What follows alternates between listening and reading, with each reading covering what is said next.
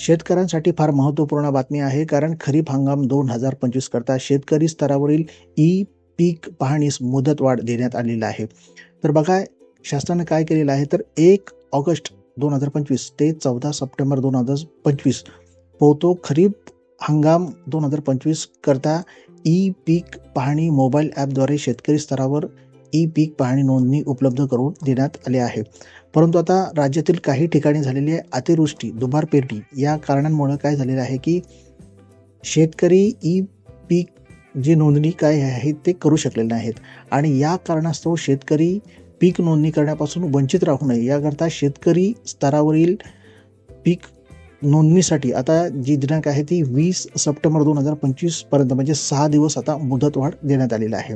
तदनंतर जे उर्वरित शेतकऱ्यांची पीक पाहणी जे आहे ते 21 सप्टेंबर 2025 ते 4 नोव्हेंबर सहाय्यक स्तरावर पूर्ण करण्यात येणार आहे.